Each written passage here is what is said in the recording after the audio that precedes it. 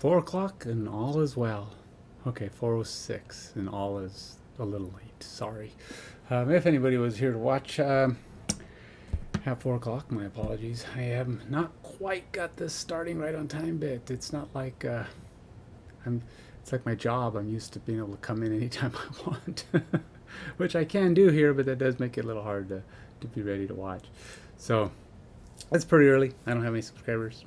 I barely have any viewers, so I'm not too worried about it yet. I'll try to get better as that changes.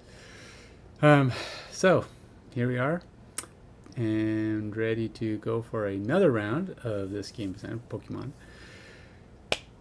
So this adventure game, we've kind of got a lot of it down, and there's still some question marks, still some things that we haven't quite ironed out. But we're going to go through it a little bit more. That's what all I'm going to do today. And hopefully we'll nail down enough of the final bits and pieces during this next hour to get to the point where tomorrow I'll pull up a drawing screen and start drawing out how I visualize this game's going to look on the table, and we'll start putting together some mock-ups and do some kind of interesting like that. Well, and I'll really showcase my top flight stylus versus Surface Pro drawing skills, which we'll leave all those dreaming artists out there with a sense of confidence and ability to excel, knowing that there's somebody worse than them here at my house. So, okay, we're gonna go on to the next thing here. All right, so we went through quite a bit. We've nailed down an idea of what our victory conditions are going to be, though we haven't exactly pinned them down. I don't think we have to have them pinned completely. What we do is, we're going to design our game around the ability for these things to exist. They seem like good items to actually focus on, but once we can start playing the game and we start seeing, okay, this is how this is going, this develops pretty well, we've got all of our mechanics functioning. All right, so what's a good endpoint? How are we going to say, okay, we're playing through now, how far do we want to go doing this, and how far do we go doing that, and what's a good endpoint for that, and how does it work with multiple players? So we'll pin this stuff down later to the exact numbers and what the functionalities are going to be. So we have game mechanics. So we have our encounters. As the title of this implies, we have cards versus tiles. This is something we probably should hash out. It's kind of a tricky one to decide how this is going to play. Okay, so what we're going to have is a situation of the tiles if we play with tiles, be they square or hexagon or cubic, they have to match in a way that you can actually get to the different territories, different regions. And are we going to make people have to travel back through those regions to get there? Maybe they want to try to re-encounter the same areas. You don't need maybe as many tiles as cards, or maybe you don't even need that many cards. But what are the conditions? I mean, can we just does it feel right to go from a forested area to a water area to a volcano area?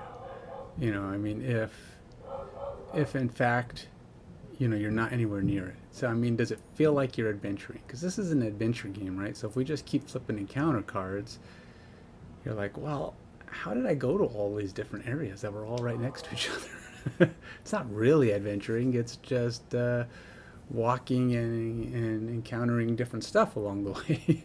So it's not a very very realistic adventuring process. So as you're going through and you're building up this team of yours that's going to go fighting for you,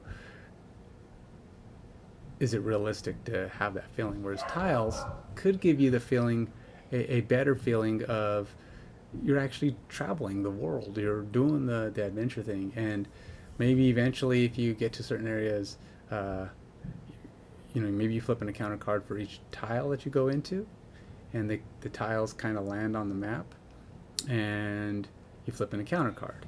So if you come back to that area, you flip an encounter card again.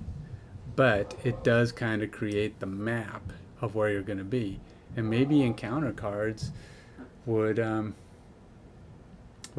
a gym on it, and that location is where the gym will appear. If you're maybe there's a condition on the encounter card that says if your tile is a mountain area, this is a gym. So you drop a gym token down, and that's from now on. That's where that gym for that area is going to be. Maybe we do something like that. Maybe it's combined. It's encounter cards plus tiles, and the tiles will map out where you can travel on your world, but the yeah, the tiles can map out the what where the areas you're looking for, but the encounter cards will tell you whether or not what conditions are met if you're in that area, and that's where a town would be, or where you would have a town or a gym, or maybe, I don't know, random trainers in Pokemon are just going to appear whenever the encounter card states so we'll be able to come up with different ways to have those things appear. But fixed items like towns and Pokemon will come up, or towns and gyms will come up. What? The snow is still in the sidewalk. Okay. The snowman? Okay. I'll look at it later. I'm streaming right now.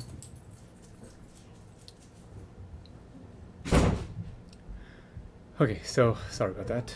Slide interruption. I built a a snow Superman. Is that what it was? Super Snowman? I don't know. Basically, I built a snowman that was, 2 feet, standing like this, and he had a big S on his chest, and because we had a pretty big snow this weekend.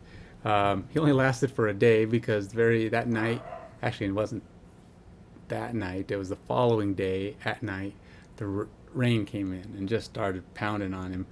And he was big. He was, solidly thick and big, thick legs. So he held up pretty good while the snow was all starting to melt and slush around him.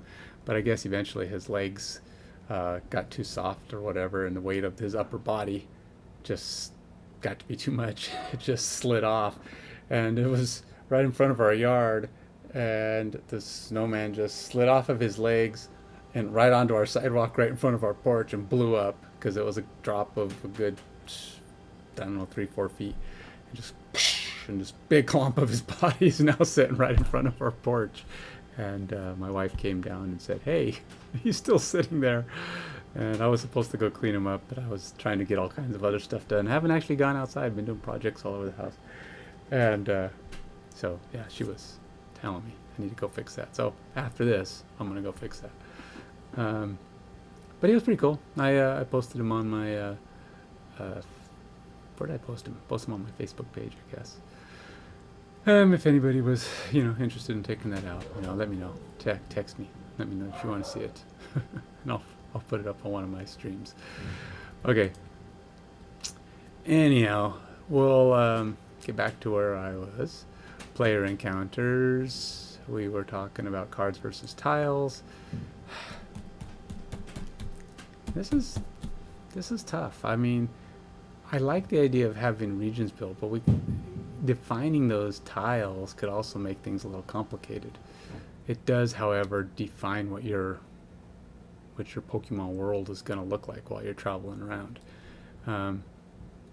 And then you can go back and forth to gyms, because what if you have encounter cards to say, you have a gym, and now what?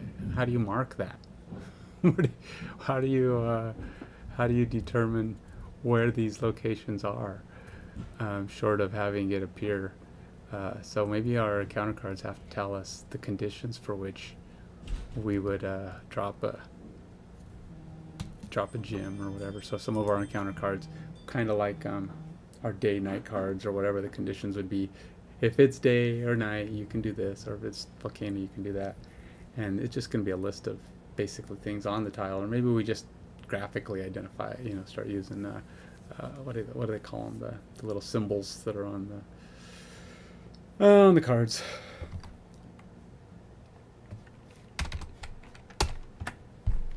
Right, so we have cards versus tiles. Let's go for both. Maybe. And I hope I'm not getting myself too deep into the weeds as far as what we can do. So tiles will build the world map. Counter cards will build or will identify landmarks, gyms,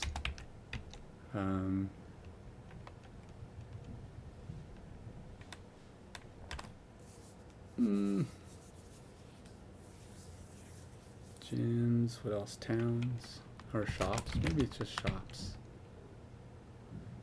And then shops appear on certain types of land, which could be town tiles or something. I don't know. I know that in towns they usually have everything's together and grouped together.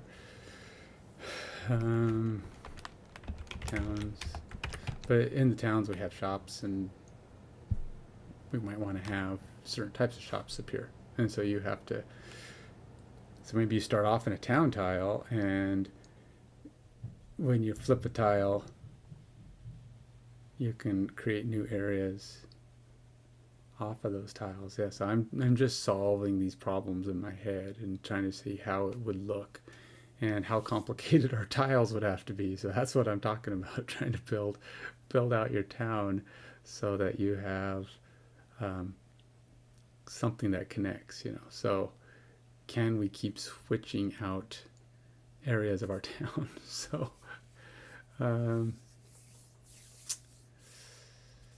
yeah, I'm not totally sure. I got a thing here that says my bit rate is too high. I'm just using the default of my OBS, so I may have to lower the bit rate and see if that helps. I don't know. Is this even working? Is this it? Nobody ever talks to me. So in these early days of having no followers and no viewers, well, I mean, it shows one, but it always seems to show one. I'm wondering if that's just me, because it's always one, and it always seems to be one right after I start. So I'm wondering if that's just me connecting, and it's showing me what I'm doing, and I wonder if the default is just always going to show me that one. So I don't know. I don't know how the viewer works. This is all a big new thing, and it'll probably be a new thing to me for 3 months. I don't know. I'll slowly start figuring stuff out, and I get further along. But yeah, this is going to get kind of complicated if I start trying to make my tiles get too complex, but I'll have to fiddle with it. That's kind of where the game design really starts to kick in, as you're starting to lay out how the bits and components and parts are all going to work together to give you the information you need. And while we start doing that map, that's a whole nother design aspect, because now you're starting to say, okay, well, we have these things now, let's see what's the best place to put these, and you have to write down in your rules and your definitions, put these cards here or these tiles there, and give yourself room to build.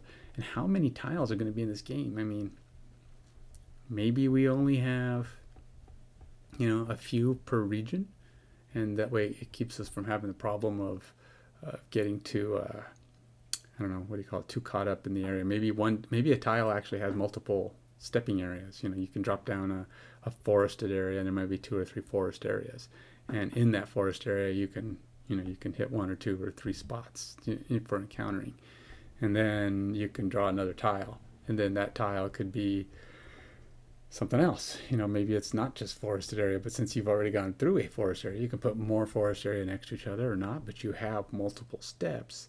So your world can actually be chunks of area in a single tile. What do you think? Does that work? I think that might work. That allows us to have fewer tiles. They might be bigger tiles, but they have more in them per section. And you can build an entire section of forest, you can build forest and then water, And this way you can also have like a tile that's just a town, and you drop it, and in there we'll have different. So as you go into each spot, it'll tell you what to put in depending on the encounter card. Will tell you what to put in depending on the type of area you're in. What what if any type of object would appear in that zone? Like you might have a new type of shop. If you're in a town, it's this shop. If you're not in a town, then it's this forest thing. Maybe it's a special spot where you can heal, or maybe you run into maybe they're just encounters. Maybe you'll flip a card and it'll just be nothing more than a bunch of encounters on cards. Just depends on what's going on. But every now and then you might be in a forest and it'll say, oh, if forest, drop the forest gym here. And then maybe certain tiles can't be placed right next to a town. So maybe you have to you have to build them out onto something else. And if they can't be played, you just stick them on the bottom of the stack, and they'll come up later when you have something where you can put a gap between them. So you have to be at least 2 full tiles walking distance away from a town. So and you have to maybe go around a tile. A tile maybe has 6 spots, so you'd have to hit at least 3 spots before you can go forward on a tile. That kind of thing. So let's try that. Let's call our tiles. We'll build the world map, and they will be pie slice sections.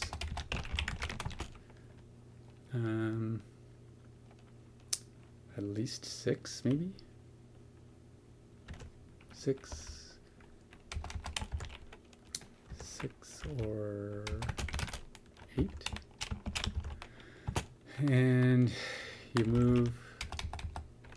move through those sections.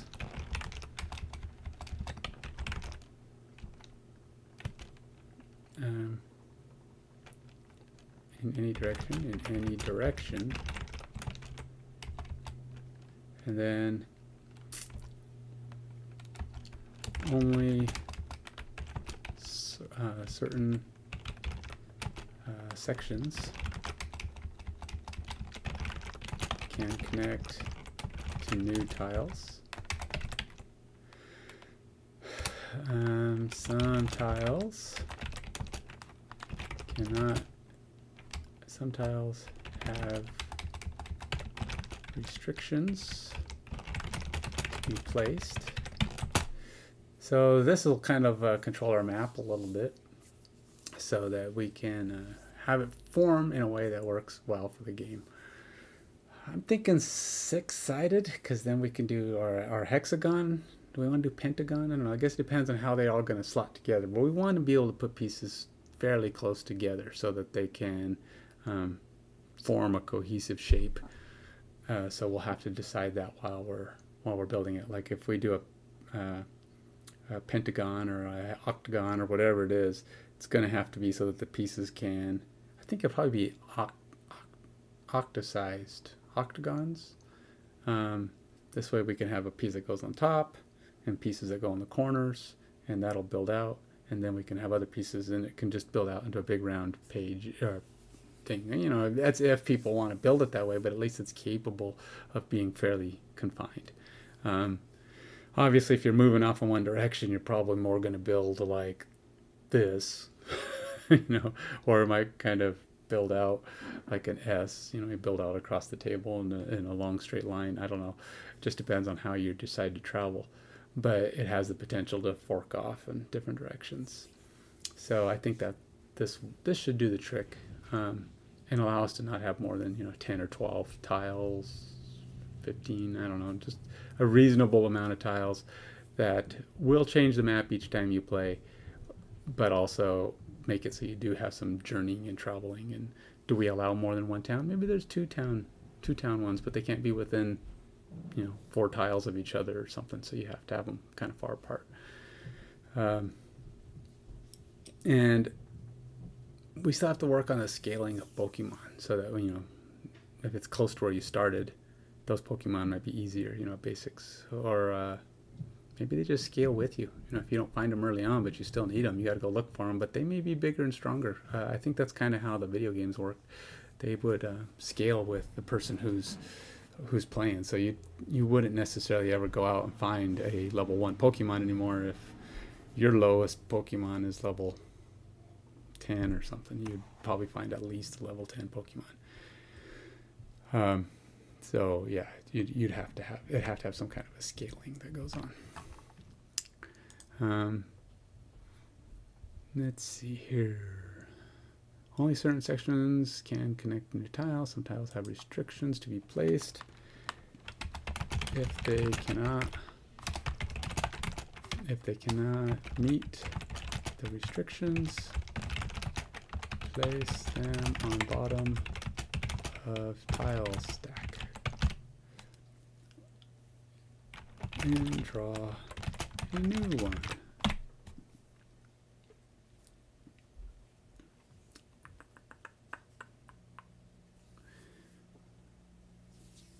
Could be that we have set design that when you draw up cards, they pop up and appear wherever. But that's not really explory, huh? It's like you'd be walking along and all of a sudden, hey, a tile, hey, apparently there's some new land out in the, to the south. How did you find out about that? I don't know, I just walked into this tree and bam, I heard about it. I just got this sense of a new piece of land out there. So I guess that's not very explorative. We got to have them be able to connect to your current tile in some way.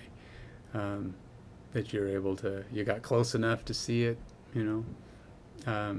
if you're in a tile expansion slot, you can get a new tile, and that's how I would think it would probably be best to put it on there. But I don't want to have restrictions of types if we can avoid it. So we don't want to say you have to put a forest on this line, because if you're in a forest, we want to be able to put whatever comes up, assuming that it doesn't have some kind of restriction. So we won't have a lot of restriction tiles. We might have like championship tile might have to meet some criteria where it's at least X tiles away from a town. At least X tiles away from the original town, and then X tiles away from any secondary town. So this basically means you have to travel a little bit to get to it. It's hard, it takes some time, so if you get it too early, it goes to the bottom. It'll come up later. It might be too hard to hit it early on anyway. Maybe you now know where the region gym is, but that ain't gonna do you any good. Maybe there's some rules on getting into the region gym. You can't even get in there unless you meet certain criteria. Hey, you found it. It's right next to the town, but nobody's letting you in there because you don't have any. You're not a high enough level trainer to get in there. So maybe we'll have to see.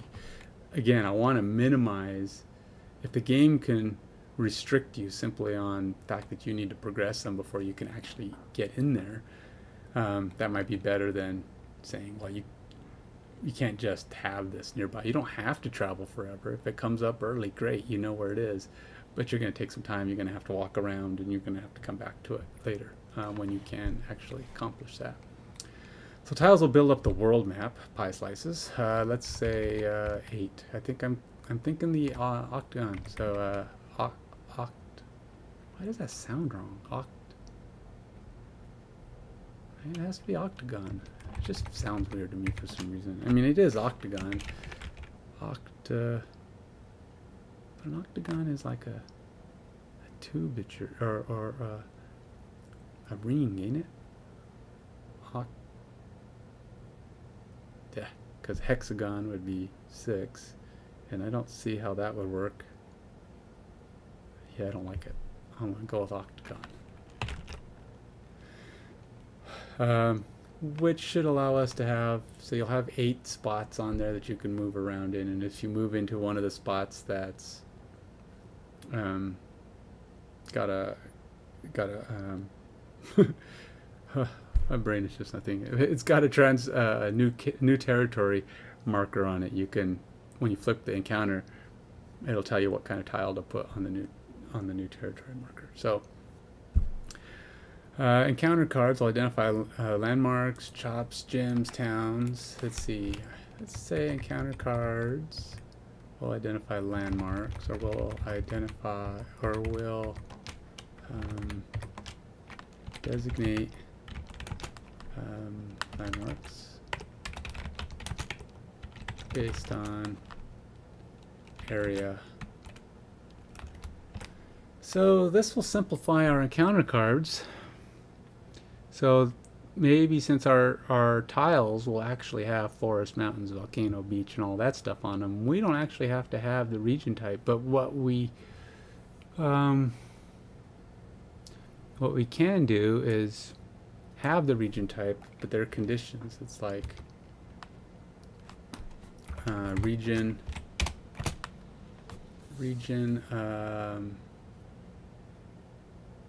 landmarks.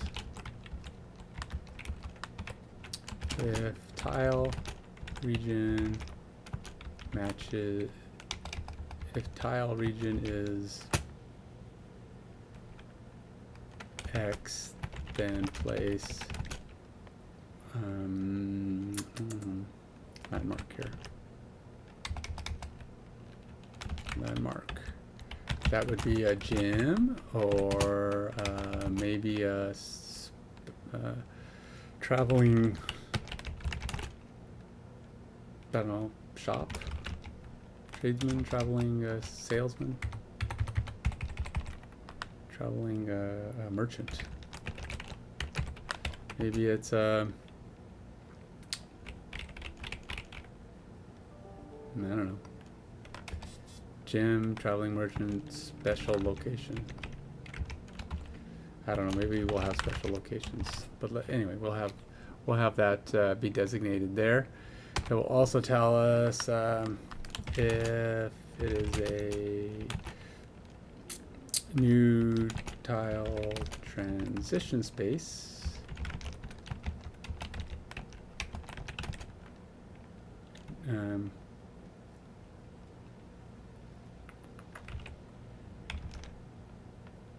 You can explore. Actually, would the region, would that even have to be a thing? Being any type Pokemon can appear. I don't know, what are card details? This is encounter. Game encounters. Counter cards designate landmarks based on area. Player encounter card shuffle. Player number will be written at the top of the player number. Encounter type. So maybe when you go into a tile, everybody draws an encounter card, right? No, still too random. I think I like it. Just draw one encounter card, and it tells everybody what they're going to be. Of course, we did talk about setting it up so that encounter cards will have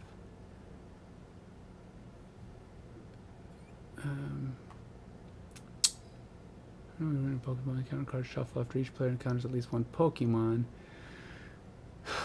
So what do we think here? Well, I'm kind of crooked here. So maybe at the player encounter,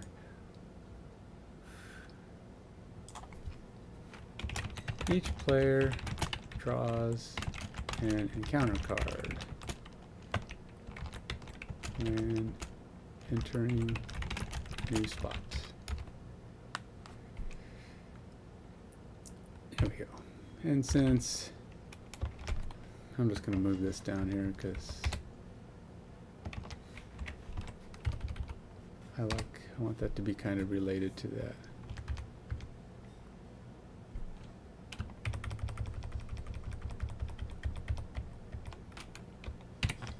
Shuffle after each player encounters at least one Pokemon. There we go. Each player draws an encounter card and encounter card when entering a new spot. Shuffle after each player encounters at least one Pokemon. This keeps things kind of reasonable for that, and that simplifies our encounter cards a little bit because they will have on them encounter. Do I have? Let's see. Mechanics. card details. If tile region is X, then place landmark. If any. Gym, traveling merchant. Let's just do this. Gym. This way I can, identify stuff if it matters, like special conditions. Gym, traveling merchant, special location.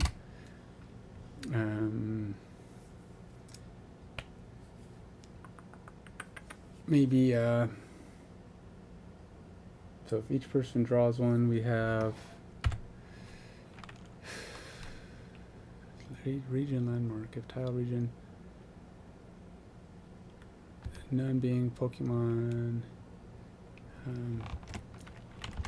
player encounter type, and this could be Pokemon, item, trainer. I think I've already written this down too. But let's see, where did I write that down at? I feel like I've written that down somewhere.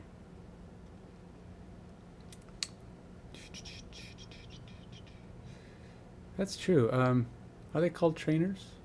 I guess you're a master trainer. So yeah, so trainer cards are not really trainers. So this would be like tool cards.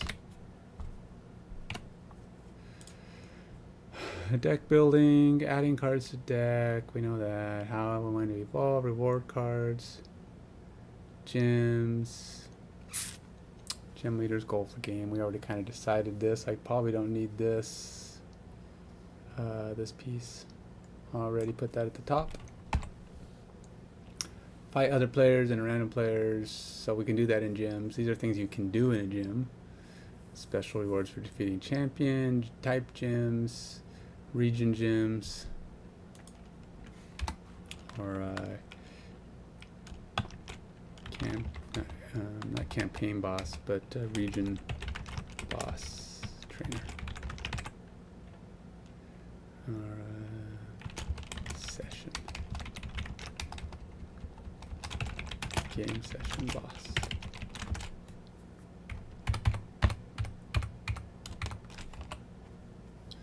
Maybe he's the hardest one. Takes a long time to beat him, but if you can get there, you can. It might be good for campaigns to beat him instead. You can win the game maybe if you beat the region trainer, but it takes a lot to get there. You got to be pretty strong. By then, someone might have gotten to the other requirements to win. Like maybe they've caught 30 Pokemon, or they've got their Pokemon to level X.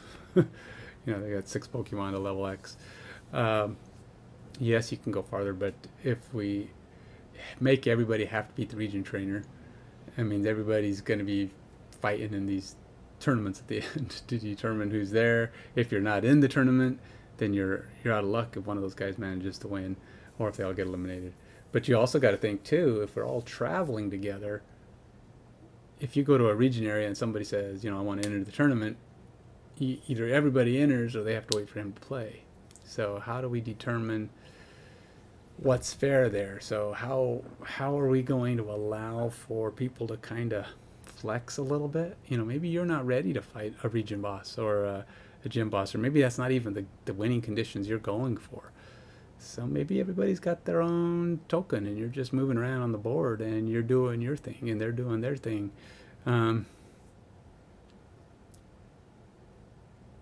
Maybe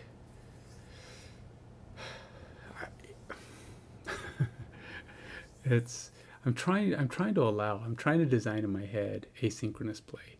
Asynchronous play is just better. It's better for more players. Things move faster. People get things done better. But it also has to be something that can be managed by the game. So we'll probably have to come up with some. Can we do asynchronous play? It's going to be the challenge of the day. Asynchronous play allows, because when would you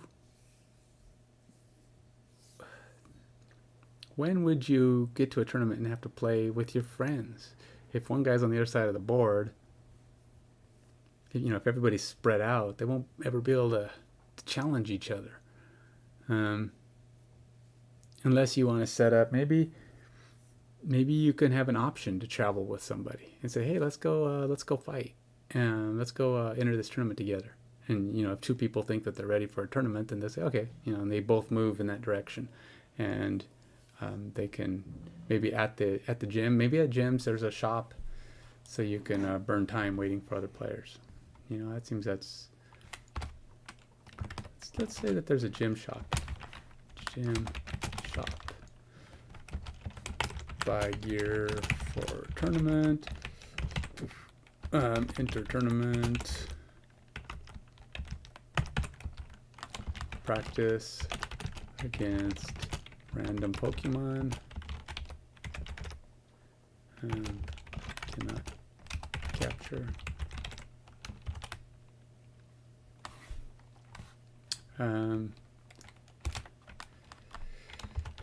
Allows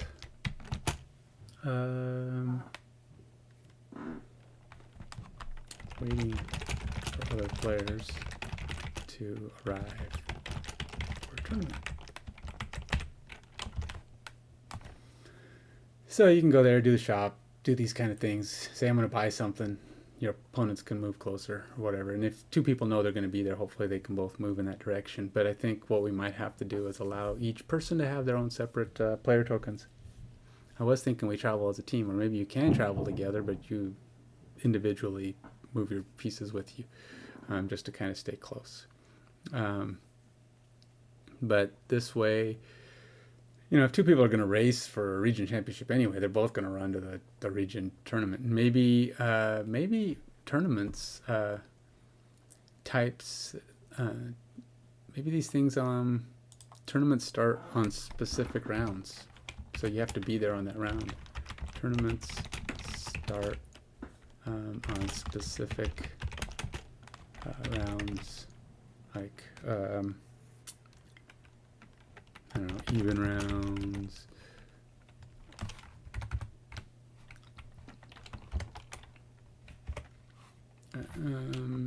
Let's see, what would be the conditions? Maybe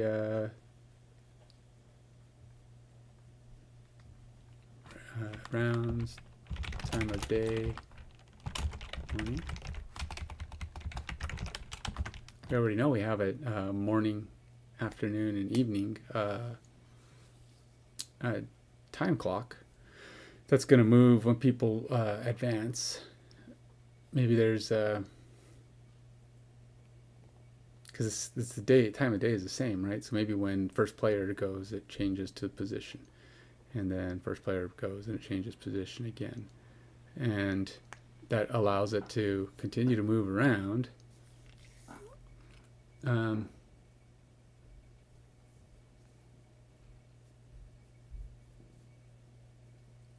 Yeah. So they only start in the morning, maybe.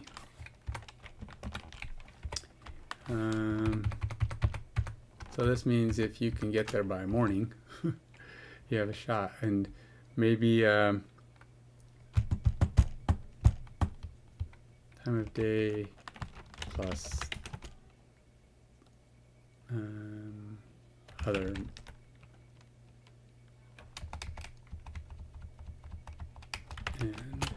let's do that.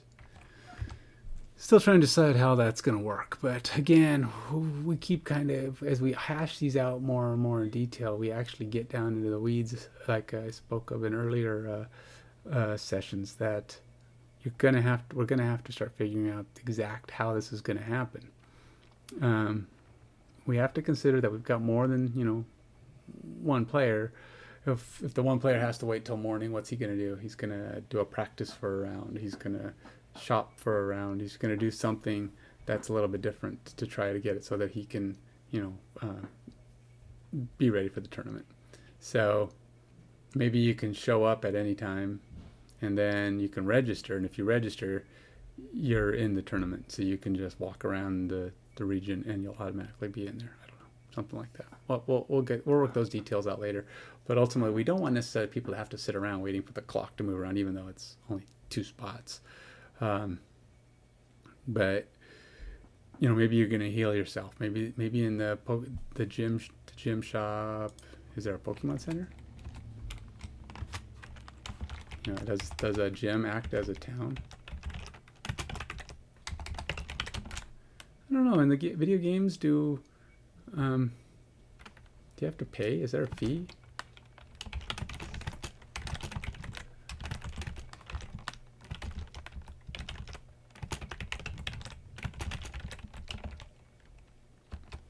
Pokemon Center also has a Pokédex access, so you can change out your Pokemon if you want to for the tournament.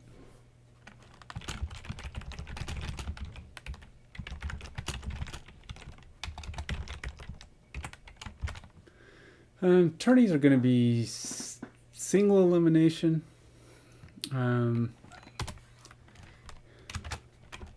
Single and minimum rounds to get to the championship. So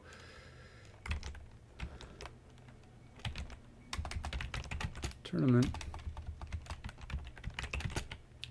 will be a fixed number of rounds and single elimination.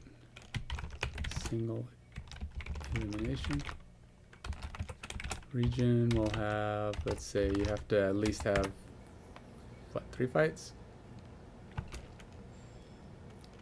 Region, 3 rounds. So that would be winning. You have to win twice before you fight him. Area would be 2 rounds. You have to beat one thing before you fight in an area. So there's only 2 rounds. So we'll keep them simple. And trainers, of course, random trainers out in the world are just 1, so we won't even have to worry about that. But this just basically means you're going to have to fight somebody first, probably a random trainer, or if somebody enters the tournament with you, you have to beat that other player. And then you get a fight against the boss, or the gym boss. If it's 3 rounds, you can have up to 3 players in there. So you would play, and then somebody would play a random trainer. Or if there's 2 of you play each other, 1 will go up with a random trainer, and then so we've got to make sure that in each of these, the random trainers that you fight are comparable. So we got to make it so trainers that you're fighting against are going to be a challenge for you, right? Because it wouldn't be fair if you have to go up against another player and he gets to go up against a trainer that he's going to stomp.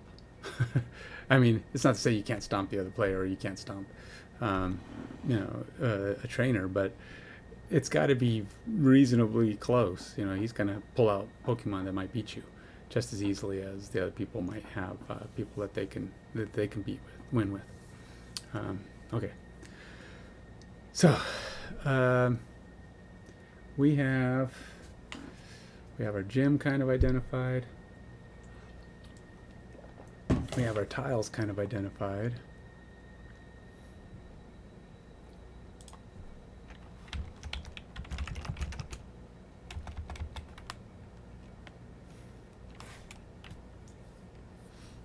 Uh-oh. Enough video to make smooth streaming. Oh, it says I'm not giving it enough. I don't know what. Let's see. Stream is healthy. Suggestion. Stream is bad. Now it's like, it's not healthy. Oh, now we're healthy. Now we're not healthy. It's just changing around. I must be having some kind of, I don't know, what do you call it? Network issues, because it keeps going from healthy to not healthy to YouTube is not. Oh, now it's excellent. I guess I don't want to spend too much time looking at that because I have no idea if it's working right now. Now it's poor. Yeah, I don't know. I don't know how to fix that. So looks like I'm having network connection issues. So I think count cards estimate landmarks based on area. Landmarks could be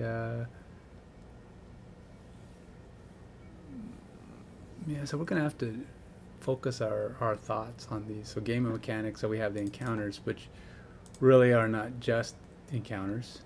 We have cards and tiles, So we'll say the tiles are these things. And the tiles are nothing more than a type of area, so we won't really worry too much. They may have some markers on them. Tiles have, we'll build world map, include marks for new tiles placement, new tile placement. Tiles, only certain sections can, I guess it already kind of shows that. I'll build a world map. And then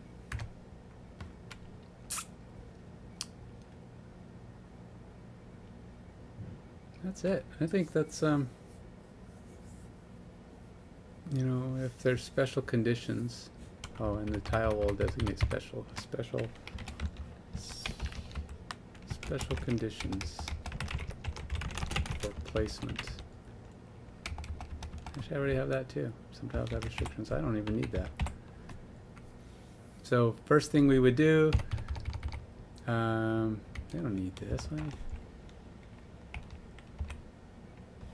Tiles.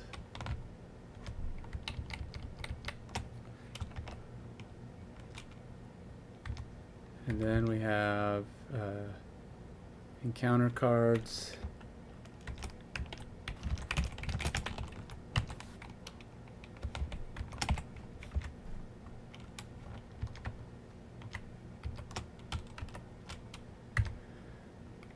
Time of day tracker. These are the components, but all this is telling us is that what's in the game. So a region landmark, player encounter type. So if we determine that players, yeah, okay, so that's the encounter type. These are the things that are going to be in there. It's not which player is encountering it, it's the encounter type. So when you pick it up, alright, so it's encounter type, and then we have region landmark. If tile is X, then place landmark, if any.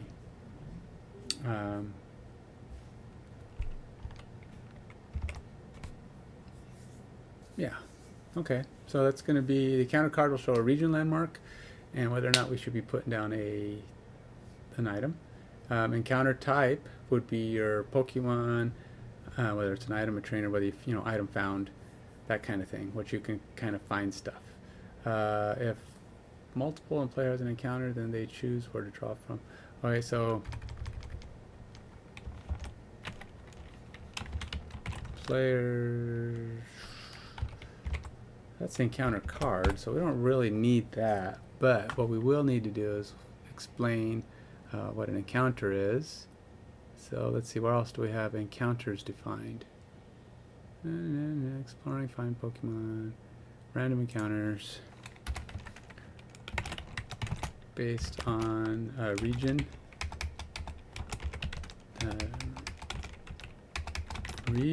or say area type of tile, based on area type of tile and time of day, player can choose from which encounter deck to draw.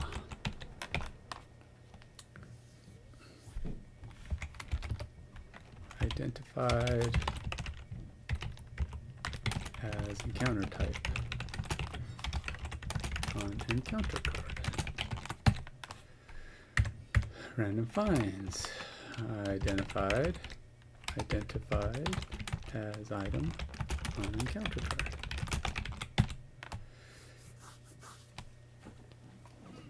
Okay, and these items might be drawn from from rewards / item deck. Okay, so we have mechanics for Let's see. I don't even know why. Do I have two things of mechanics? I do. Exploring, finding Pokemon. So this is random finds, regions, starting region, additional. I'm going to take this out because I don't think we need it. Harder to find Pokemon, fewer in the game, more difficult to catch. This is actually the kind of Pokemon you might find when you're exploring. I haven't decided what NPC information you can get from an NPC discussion, but we'll have to determine that later. Flipping cards, border cards, mark or value to identify another region, entry and exit borders. Exit equals new region, entry equals previous region. Yeah, because of the way we're doing this, I think we won't need that either. We're just going to have each tile represent its own area, not region. And then we will have spots where you can put new tiles, but those tiles can be new areas. If we no longer are going to be forcing, I think that's better than trying to force the area that we're going to be in. We're not going to say you have to be in the forest or you have to be in whatever, because there's already going to be 8 spots for a forest. You're going to be in there. You're able to hack away at it, and you might move on to a desert. Or maybe we'll have tiles that are for a path, or where you're staying, where it's a little less likely to encounter stuff, but you might more likely encounter trainers. That kind of thing. So maybe some spots on the thing have a path. And if you go one way, it's a path. If you go the other way, it's out in the wilds. And that might be a good way to do that. So let's go over to our tiles. I'm going to mark that down because I want to have what these things have. So path, sections with path may encounter trainers.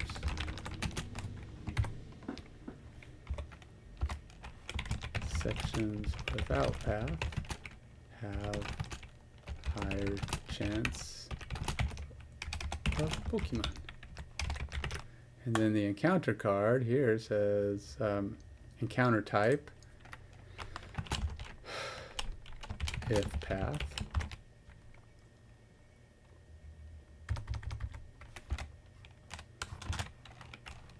and counter type no path. So this will allow us to say, well, if you're kind of on the parts that stick together, you're going to have different types of chances to encounter. So say if it's got a path, you get, because it's going to be one of these things. It isn't going to be all of them. These are just options. It's going to be more like if path, it could be, just means more likely trainer, none,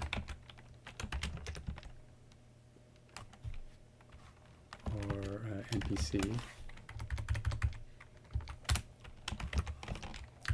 and then no path would be more likely item, Pokemon, none.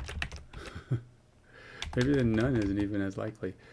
I mean, you could still get none, but it's not going to hurt. It's not going to be more or less than the other. None is always an option. It's even less likely to be none, out if you're in the woods. More likely you get item, Pokemon. Yeah, and I keep saying trainer. You might, but yeah. So we have these items possible. Say counter type. Let's do this. And counter type. We'll put this back, and then we'll say counter types. And then we'll say if path, more likely this. If no path, more likely that.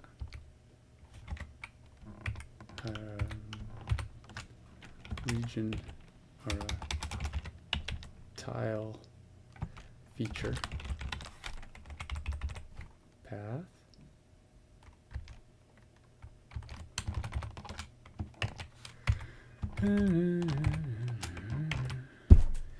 Tile feature, no path. There you go. So, okay, so we're making good progress here. We got tile feature, if path, no path. This is gonna give us some potential for what's likely.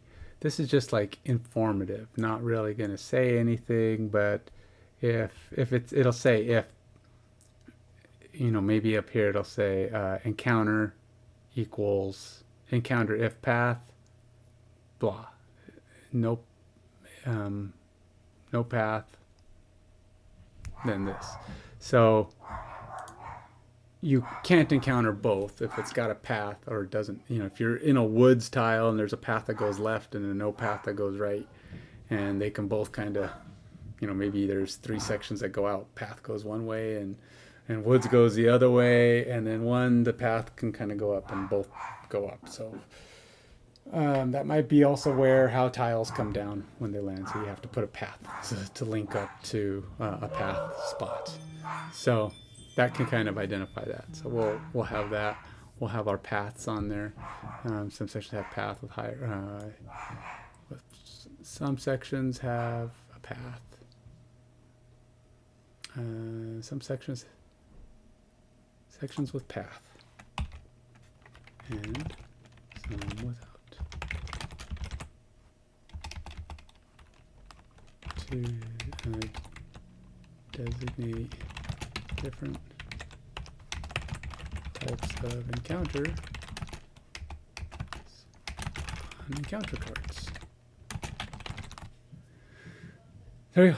I think we've got that. So it's actually coming together pretty good. I think we're getting really, really refined, clearing up, starting to make things take place, have the cards be able to do quite a bit when we're there. And, you know, obviously I haven't gotten all the way down here to clean up, but I have gotten pretty far down.